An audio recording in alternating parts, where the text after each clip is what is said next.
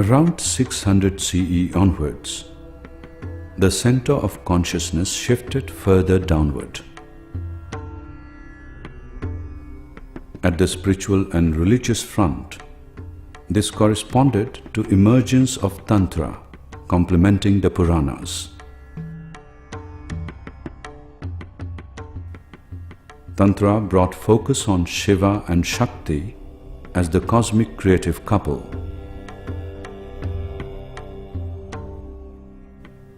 However, the seed idea was already there in the Vedas as Nri and Kuna.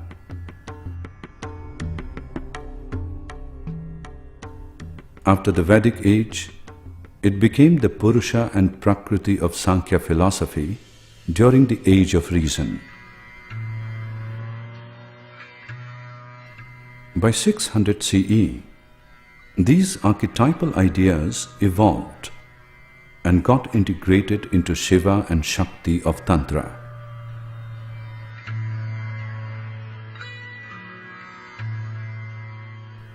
The union of Shiva and Shakti as the central process of spiritual realization came to the forefront through Tantra. Once again, the ancient wisdom was recast into new forms, suitable for the new evolutionary stage of the Indian civilization.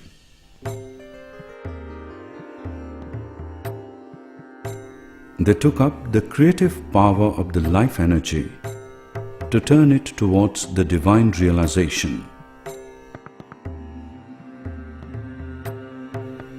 Tantra traced the cosmic creative process arising from Nada Bindu, the primal seed sound. They traced the geometry, rhythm, and process of the Bija mantras, the seed sounds. It was also the time when Indian mathematics reached its glorious classical age. Tantrics explored and systematized the processes of creative energy or Shakti working through nature.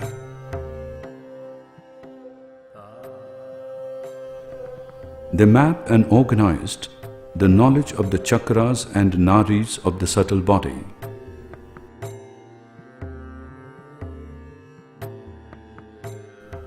They developed a process of awakening the Kundalini, the divine force asleep in human nature, accelerating human evolution.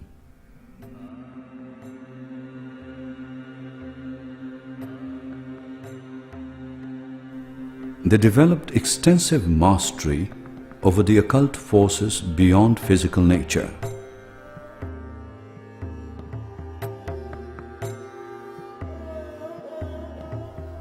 Besides spiritual liberation, they brought in the aspect of cosmic enjoyment as a natural progression in the spiritual evolution of humankind.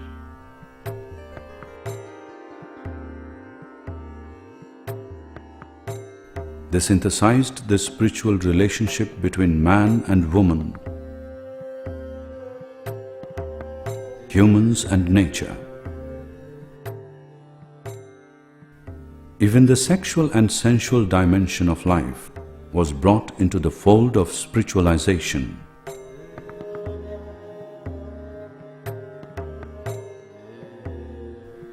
By the 8th century, even the Bhakti movements had begun to turn the romantic and sensual energy towards the divine realization. Over the centuries, both Tantra and Purana mixed together and became the most living and enduring movements of the classical age of India.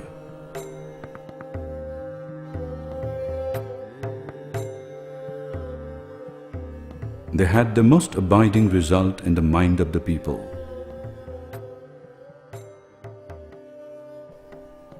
They opened the general mind of the people to a higher and deeper range of inner truth and experience and feeling.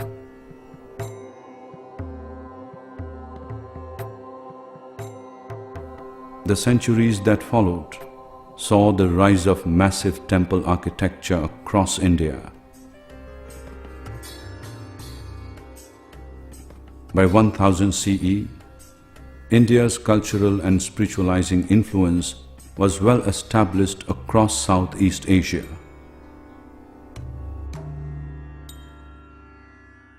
Indian cosmology and systems of knowledge shaped large temples and cultures across Asia.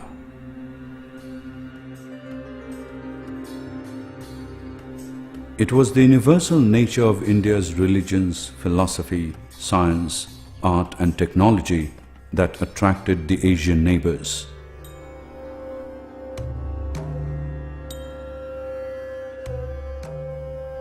The Indian universities were sought after by the students from all the neighboring countries. India's extensive maritime trade became the vessels of cultural transmission. India's spiritual influence spread far and wide.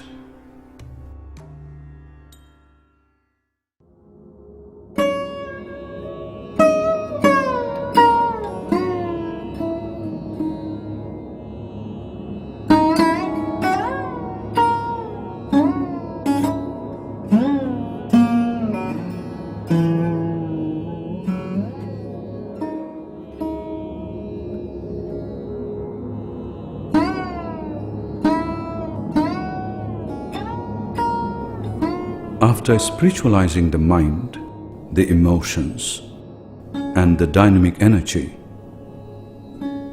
the center of consciousness of the Indian civilization shifted further down around 1100 CE. The root chakra or the Muladhara corresponds to the physical consciousness according to Sri Aurobindo. In the long historic process, this shift brought forth the body consciousness and its spiritualization as the next stage in India's mission. It emerged naturally as a continuation of the ongoing development of Tantra and the knowledge of the chakras.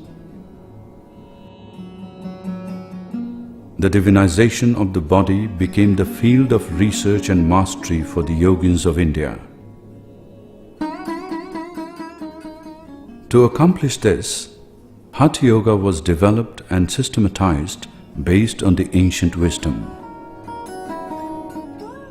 Yogic asanas and related processes were developed and practiced to master the body, its health and longevity for a spiritual life. For a Hatha Yogin, the body is not a mere mass of living matter, but a mystic bridge between the spiritual and the physical being. He does not view it with the eye of the anatomist or physiologist, but describes and explains it in terms of the subtle body behind the material frame. Hatha Yoga gave to the soul in the physical body the power, the light, the purity, the freedom and the ascending scales of spiritual experience. However, they were not able to discover the true characteristic, method and power of spirit in the body that could transform and divinize the body.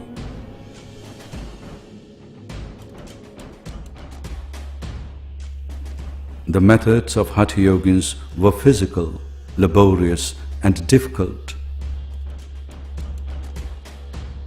and demanded most of their time and energy. They had to withdraw from society, and the utilization of the powers gained for the welfare of the world became either impracticable or were extraordinarily restricted.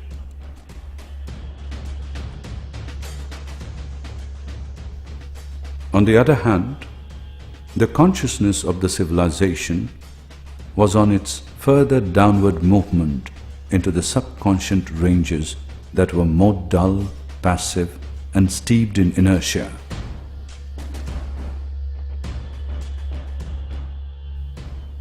At the same time, the philosophy of illusionism was gaining popularity in India. The world was increasingly seen as a dream, an illusion, maya, to be discarded. The yogins withdrew from society in pursuit of individual solitary salvation. Indian civilization was steadily falling into a state of inertia and a dream state of sleep. Renunciation of the worldly life became the norm. The civilization withdrew from its outward expansion and turned into a state of inward absorption. This made possible the Islamic invasions from Central Asia to gain deep inroads into the Indian subcontinent.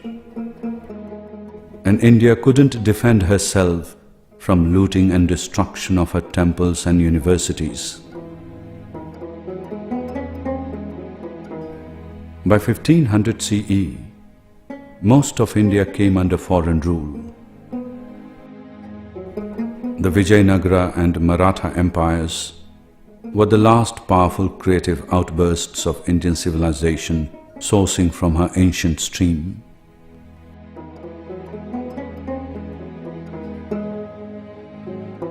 However, they couldn't prevail against the invasions.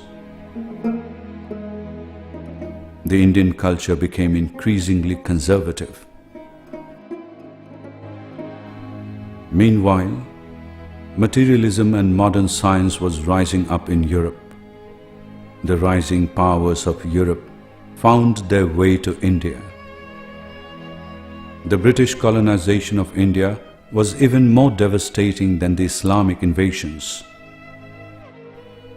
The British not only looted India's material wealth, but also destroyed her economy and the ancient education system. By 1900, India was not only materially poor, but also culturally devastated. Instead of conquering and spiritualizing the body, the yogins looked at the body as a burden to be discarded in pursuit of the spirit. Spirituality became a withdrawal and rejection of material life.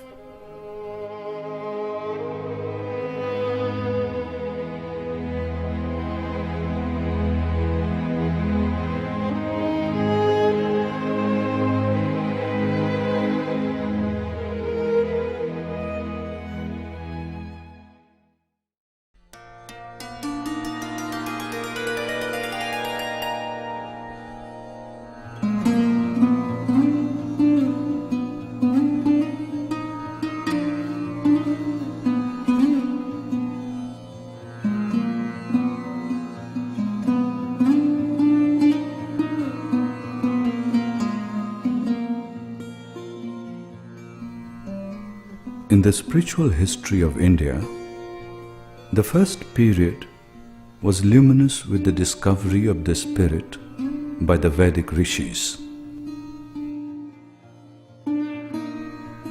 Their keyword was yajna.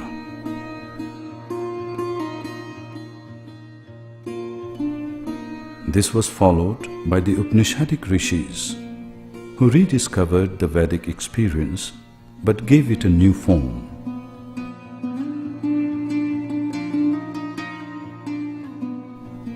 Their keyword was Brahman. The power of intuition was their means, and they laid the spiritual foundation of Indian civilization. Upon this foundation was built the second period, which laid the intellectual and philosophical foundations of Indian culture. It was an age of reason that spiritualized the mind of India. Their keyword was dharma. upon this foundation of dharma was the luxurious flowering of Indian civilization into elaborate details of an opulent living. This was the third period in which Puranas and Tantra flourished.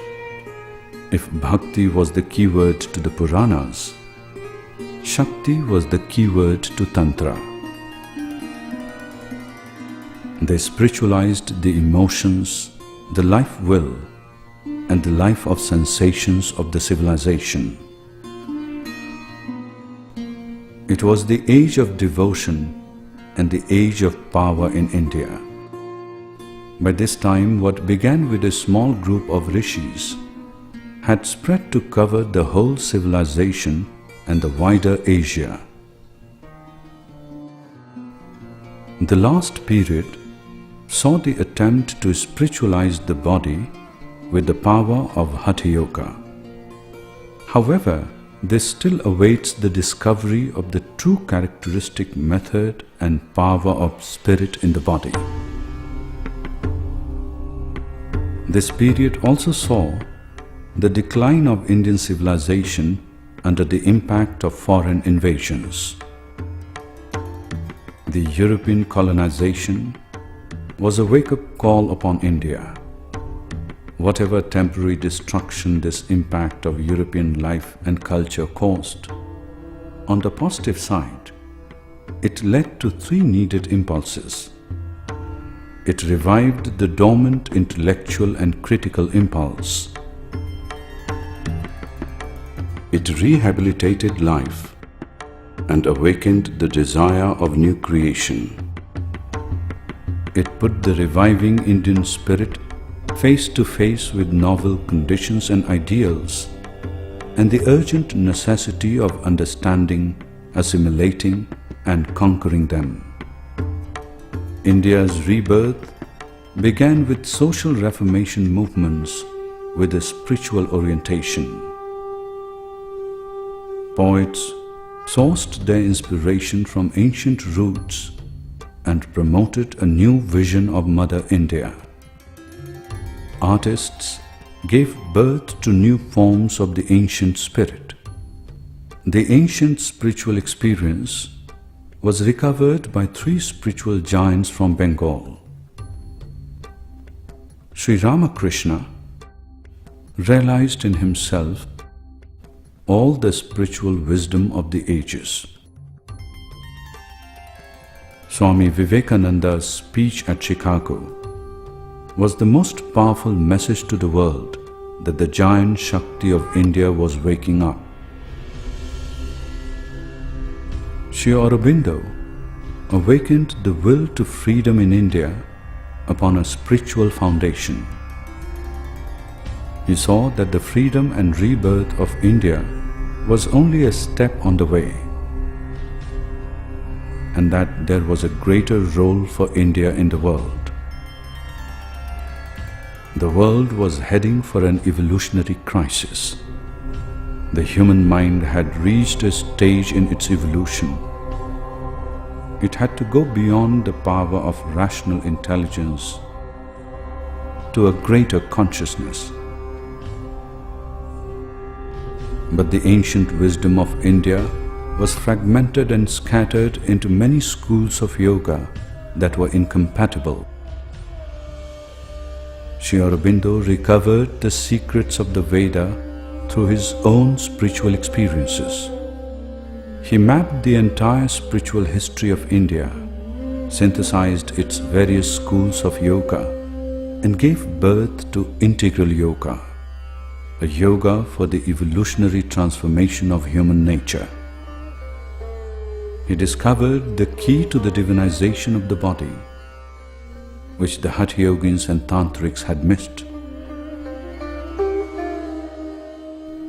His integral yoga was in its principle a taking up and summarizing and completing of the ancient historic process that had been unfolding in India. It is a yoga that brought together the spirit and matter, individual and collective evolution for a divine life on earth. Sri Aurobindo synthesized the Eastern and Western ideas of evolution and boldly declared that humans are transitional beings. They are not final. Evolution continues and humans will be surpassed. This is the future awaiting humanity. This is an unprecedented adventure of consciousness on earth, and India is destined to play a leading role in this adventure. We do not belong to the past dawns, but to the noons of the future.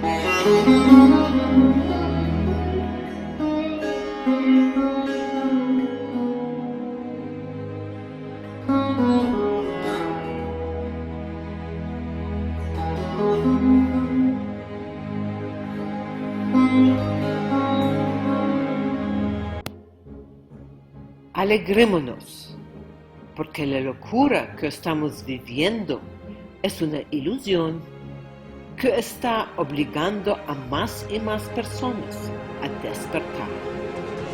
Sin embargo, debemos tener compasión por aquellos que son incapaces de despertar, porque las inyecciones de ARNM han creado una separación del alma individual.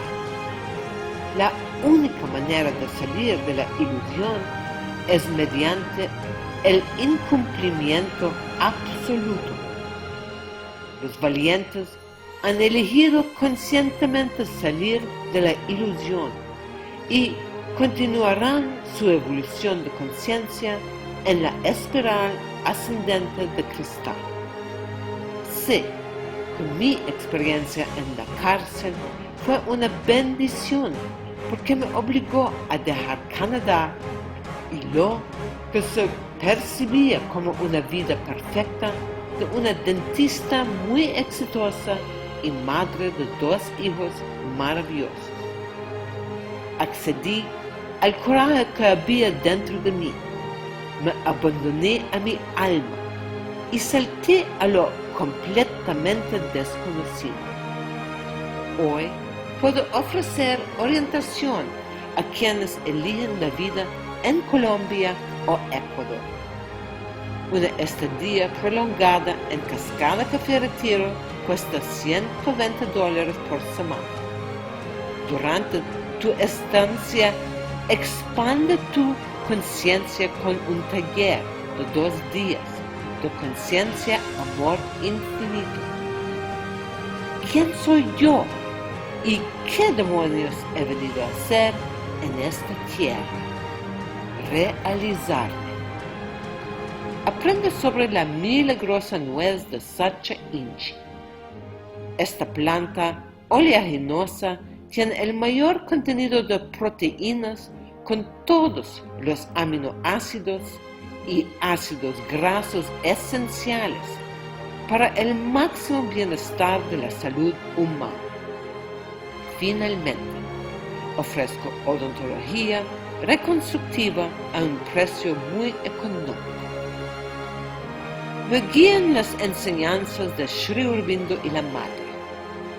Desde el 29 de febrero de 1956, La supermente ha estado operativa en la Tierra como un poder evolutivo activo. Una nueva fase de evolución ha comenzado en medio del colapso del viejo mundo.